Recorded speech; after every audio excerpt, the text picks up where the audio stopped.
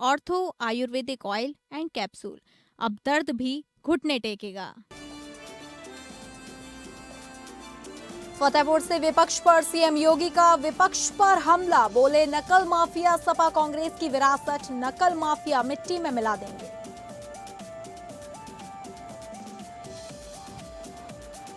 लखनऊ में शिक्षक भर्ती अभ्यर्थियों का मायावती आवास के बाहर धरना प्रदर्शन, महिला अभ्यर्थियों ने लगाए नारे, नियुक्ति की मांग की, पुलिस ने हिरासत में लिया।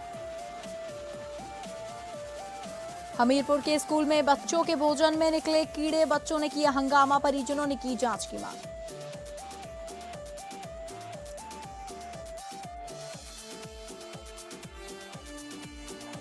नमस्कार, आप सभी का बहुत स्वागत है उत्तर प्रदेश बुलेटिन में और मैं हूं आपके साथ अंकिता सिंह। शुरुआत करेंगे बुलेटिन की। फतेहपुर दौरे पर पहुंचे मुख्यमंत्री योगी आदित्यनाथ ने 489 करोड़ से अधिक की 125 विकास परियोजनाओं का लोकार्पण और शिलान्यास किया। इस दौरान उन्होंने विकास कार्यों का जिक्र करते हुए समाजवादी पार्टी और कांग्रेस पर जमकर निशाना साधा। सीएम योगी ने कहा कि पहले फतेहपुर पिछड़े जिलों में गिना जाता था, लेकिन डबल इंजन की सरकार ने विकास की नई तस्वीर पेश की है। फतेहपुर में 489 करोड़ से अधिक की 125 विकास परियोजनाओं के लोकार्पण और शिलान्यास कार्यक्रम को संबोधित करते हुए मुख्यमंत्री योगी ने विपक्ष पर तीखा हमला बोला।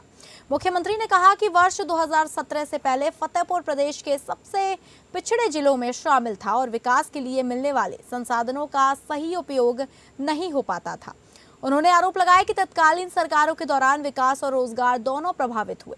सीएम योगी ने कहा कि वर्ष 2012 से 2017 के बीच हुई भर्तियां विवादों में रहीं, जबकि वर्ष 2017 के बाद उनकी सरकार ने पारदर्शी प्रक्रिया के तहत प्रदेश में 9 लाख से अधिक युवाओं को सरकारी नौकरियां उपलब्ध कराई हैं। पेपर लीक और नकल माफिया के मुद्दे पर मुख्यमंत्री ने कहा कि केंद्र सरकार ने छात्रों के भविष्य की सुरक्षा के लिए कड़े कानून लाने का फैसला किया। उन्होंने कहा प्रस्तावित कानून के तहत नकल माफिया के खिलाफ सख्त सजा और भारी जुर्माने का प्रावधान किया गया है। उनके अनुसार इससे परीक्षा प्रणाली को और अधिक पारदर्शी बनाया जाएगा। मुख्यमंत्री ने आरोप लगाया कि नकल माफिया को पूर्ववर्ती सरकारों का संरक्षण मिलता था, जबकि वर्तमान सरकार ऐसे तत्वों के खिलाफ सख्त कार्रवाई कर रही है। उन्होंने कहा कि छात्रों और युवाओं के भविष्य से खिलवाड़ करने वालों के खिलाफ जेल, संपत्ति जब्ती और कड़ी कानूनी कार्रवाई की जाएगी। कार्यक्रम के दौरान मुख्यमंत्री ने विकास परियोजनाओं को प्रदेश के समग्र विकास की दिशा में महत्वपूर्ण कदम बताते हुए कहा कि सरकार विकास, रोजगार और सुशासन के एजेंडे पर लगातार काम कर रही है। इन्होंने युवाओं का शोषण किया, छात्रों के सामने अंधकार में जीवन दिया था, पूरी की पूरी पीढ़ी के भविष्य के साथ खिलवाड़ किया था। आज जो समाजवादी पार्टी और कांग्रेस किस प्रकार की घड़ियाली आंसू बहाने का काम कर रही है। हम आभारी हैं प्रधानमंत्री मोदी जी के प्रति, जिन्होंने छात्रों के भविष्य को देखते हुए पिछले 3 दिनों के अंदर बड़े बड़े निर्णय लिए हैं। उन्होंने कहा था, प्रधानमंत्री मोदी जी ने घोषणा की और केंद्रीय कैबिनेट ने कल निर्णय लिया कि छात्रों के भविष्य के साथ खिलवाड़ करने वाले नकल माफिया को कम से कम 10 वर्ष की सजा और 10 करोड़ रुपए तक की फाइन की व्यवस्था करेगी। कैबिनेट ने पास कर लिया है। अब सोमवार को देश की संसद में यह बिल आने वाला है। मान करके चलिए, माफिया मिट्टी में मिलेंगे, कोई रोक नहीं सकता माफिया को मिट्टी में मिलने से। लखनऊ में 69,000 शिक्षक अभ्यर्थियों ने शनिवार को लगातार दूसरे दिन प्रदर्शन किया। नौकरी की मांग को लेकर अभ्यर्थी बीएसपी प्रमुख मायावती के आवास पहुंचे और घेराव कर नारेबाजी की। प्रदर्शन के दौरान पुलिस और अभ्यर्थियों के बीच धक्का मुक्की भी हुई। प्रदर्शनकारी मायावती से अड़े रहे। मिलने की मांग पर 15 मिनट तक नोकझोंक चलती रही। इसके बाद पुलिस ने सभी प्रदर्शनकारियों को हिरासत में लेकर इको गार्डन भेज दिया। प्रदेश के विभिन्न जनपदों से करीब 35 से 40 अभ्यर्थी शुक्रवार को प्रदर्शन कर रहे हैं।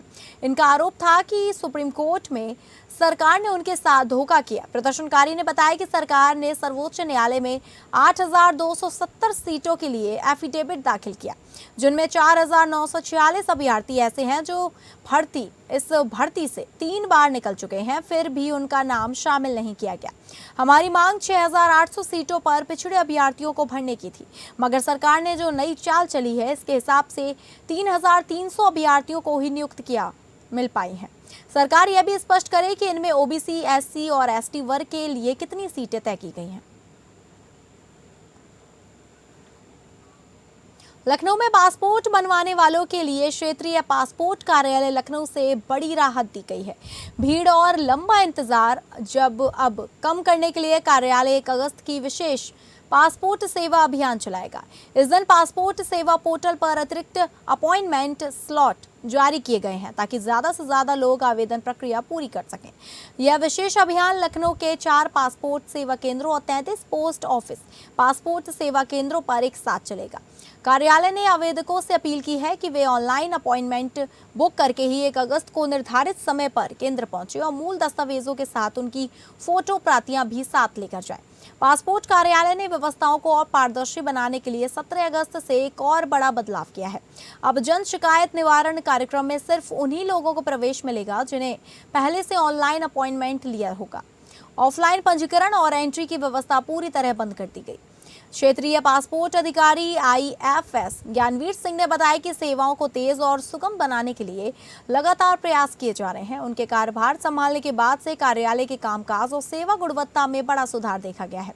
वे खुद सीसीटीवी कैमरों के जरिए केंद्रों की मॉनिटरिंग कर रहे हैं ताकि आवेदकों को कोई असुविधा न हो। कार्यालय ने लोगों से अपील की है कि वे समय रहते पोर्टल पर जाकर स्लॉट बुक कर लें और बिना देरी के अपने पासपोर्ट प्रक्रिया पूरी करें। भारत सरकार की कोशिश है कि हर लोगों का पासपोर्ट बने और रोजगार से जुड़े। उसी मुहिम के तहत आप कुछ स्पेशल अभियान चलाने जा रहे हैं, क्या है? हमारा ये जो अभियान है केवल 1 अगस्त के लिए है। 1 अगस्त शनिवार के दिन हमारा पासपोर्ट कार्यालय, क्षेत्रीय पासपोर्ट कार्यालय के सारे 4 पीएसकेस पासपोर्ट सेवा केंद्र और 33 पीओपीएसकेस पोस्ट ऑफिस पासपोर्ट सेवा केंद्र सुचारू रूप से चलेंगे।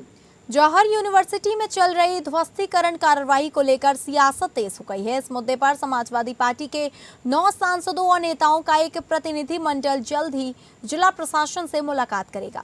सपा प्रदेश अध्यक्ष श्यामलाल पाल की ओर से जारी पत्र के अनुसार इस डेलीगेशन में सांसद जावेद अली खान, हरेंद्र मलिक, रुचि वीरा, इकरा हसन, राजीव राय, मोहिबुल्ला नदवी, नीरज मौर्य, जियाउर रहमान वर्क और रामपुर के सपा जिला अध्यक्ष अजय सागर शामिल होंगे।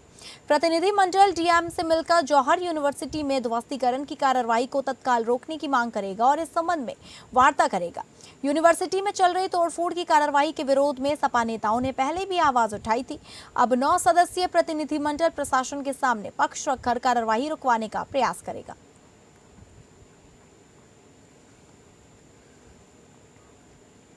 हर घर तक शुद्ध पेयजल पहुंचाने के उद्देश्य से शुरू की गई केंद्र और राज्य सरकार की महत्वाकांक्षी जल जीवन मिशन योजना अब सवालों के घेरे में है।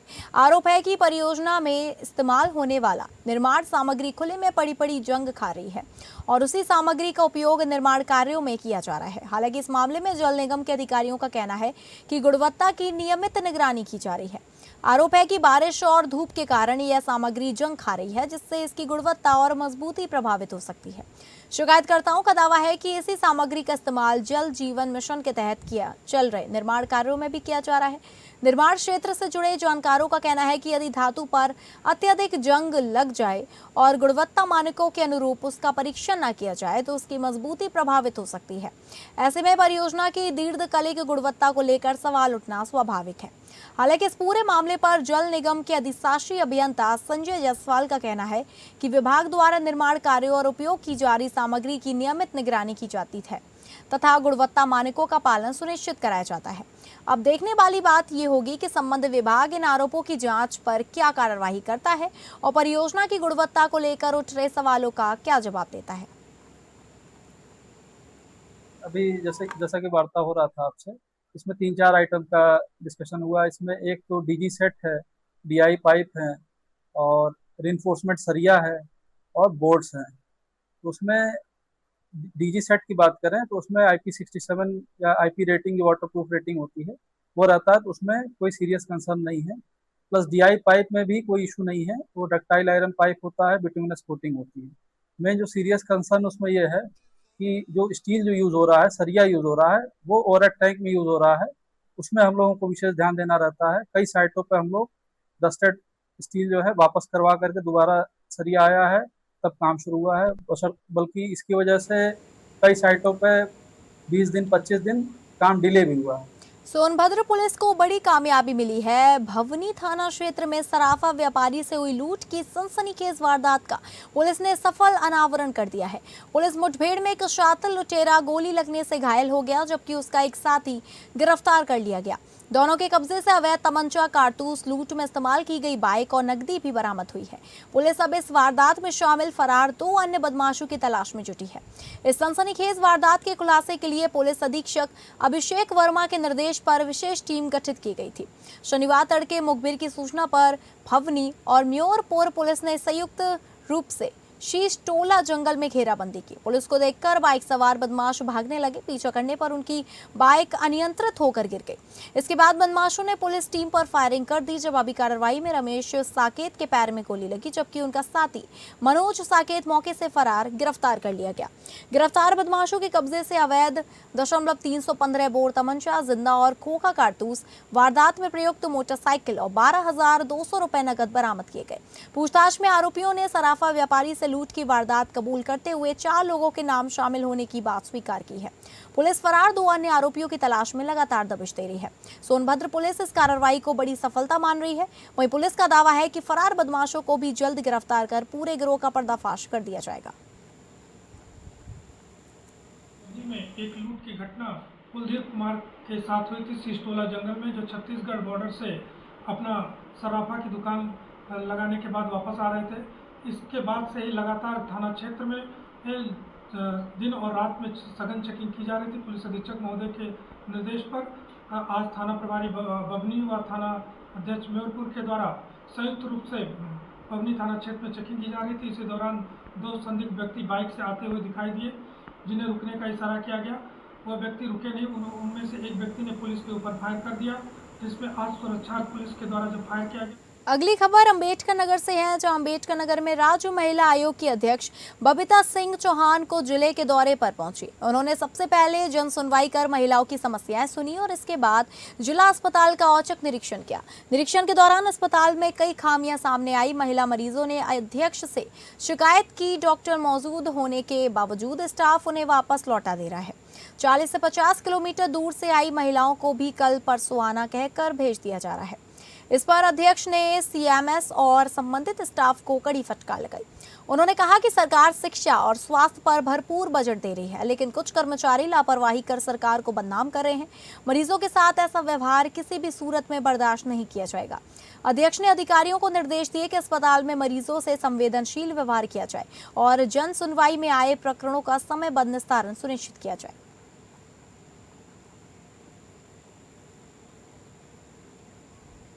अगली खबर कानपुर से है, जहां कानपुर में समाजवादी पार्टी की छात्र सभा ने नीट परीक्षा से जुड़े मुद्दों और छात्रों के अधिकारों को लेकर प्रदर्शन किया। छात्र सभा के राष्ट्रीय उपाध्यक्ष प्रवीण प्रताप सिंह के नेतृत्व में राष्ट्रपति के नाम संबोधित 6 सूत्रीय ज्ञापन सिटी मजिस्ट्रेट को सौंप दिया गया। ज्ञापन के माध्यम से छात्र सभा ने नीट परीक्षा से जुड़ी कथित अनियमितताओं की निष्पक्ष जांच कर दोषियों के खिलाफ कड़ी कार्रवाई की मांग की। साथ ही छात्रों के भविष्य की सुरक्षा के लिए प्रभावी कदम उठाने और छात्रों के संवैधानिक अधिकारों की रक्षा सुनिश्चित करने की बात कही है। छात्र सभा ने जंतर मंतर पर प्रदर्शन के दौरान हुए कथित लाठीचार्ज की जांच कर संबंधित पुलिसकर्मियों और अधिकारियों के खिलाफ कार्रवाई की मांग की है। इसके अलावा केंद्रीय शिक्षा मंत्री धर्मेंद्र प्रधान को मंत्री पद से हटाने की मांग भी की ज्ञापन में शामिल है।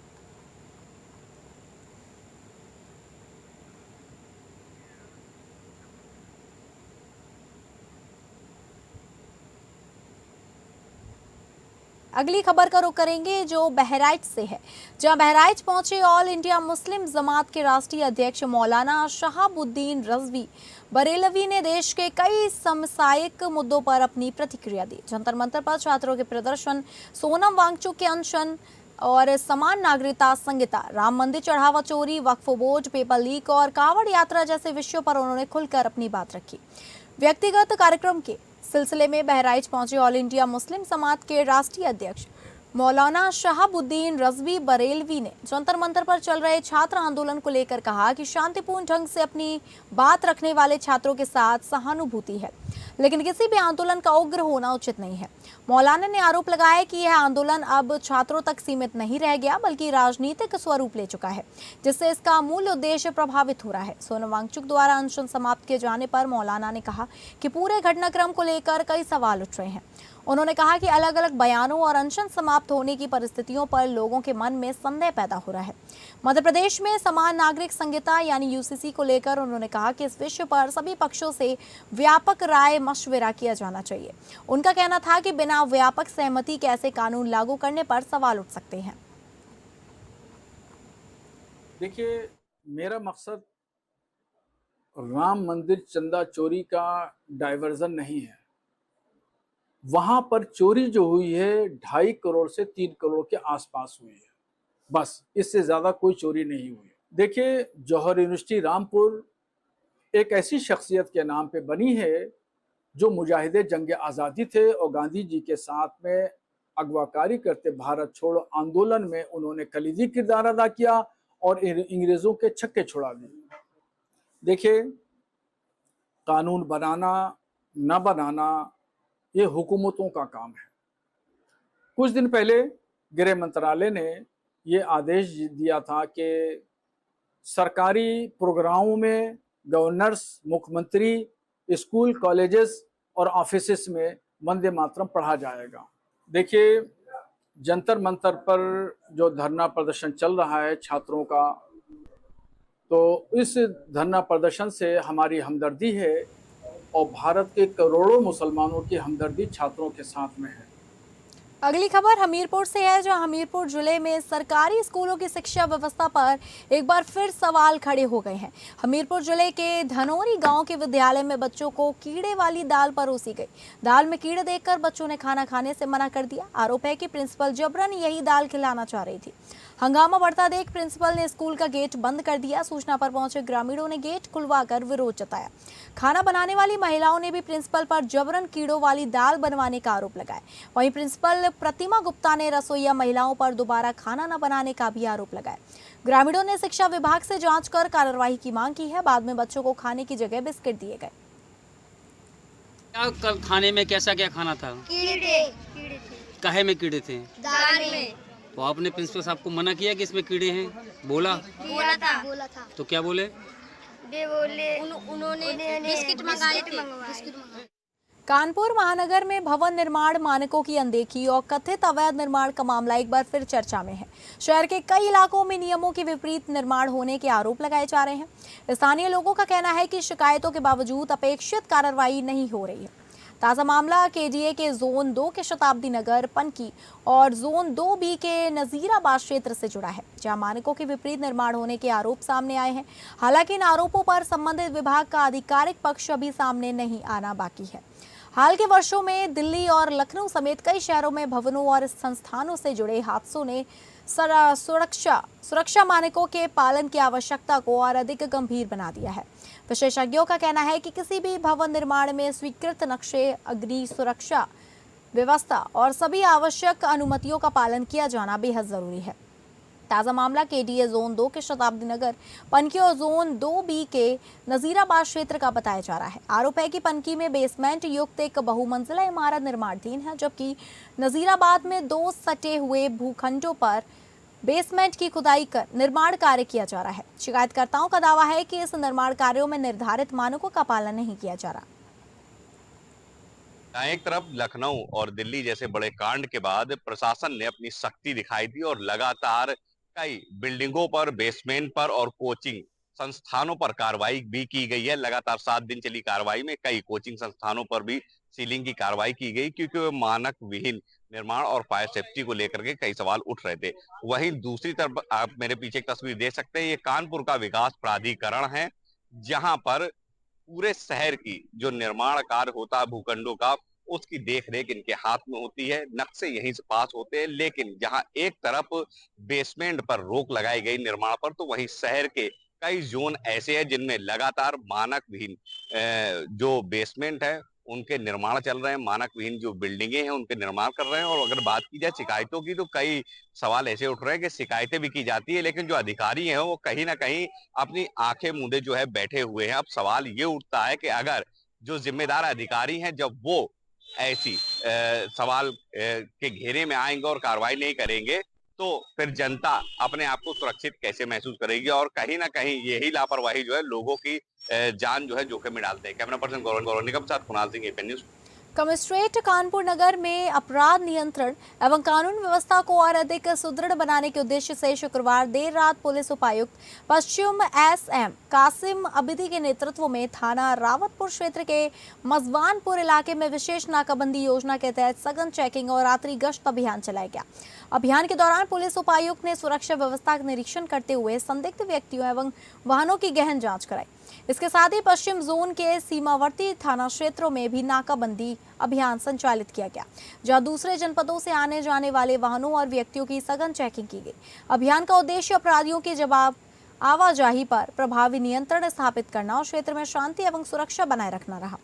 निरीक्षण के दौरान डीसीपी पश्चिम ने ड्यूटी पर तैनात पुलिसकर्मियों को पूरी सतर्कता एवं मुस्तैदी के साथ ड्यूटी करने के निर्देश दिए। उन्होंने रात्रि गश्त को और अधिक प्रभावी बनाने, संवेदनशील स्थानों पर विशेष निगरानी रखने, संदिग्ध व्यक्तियों एवं वाहनों की प्रभावी जांच सुनिश्चित करने तथा आमजन के साथ शालीन एवं सम्मानजनक व्यवहार करने हेतु करते हुए सुरक्षा व्यवस्था को मजबूत बनाए रखने के निर्देश दिए।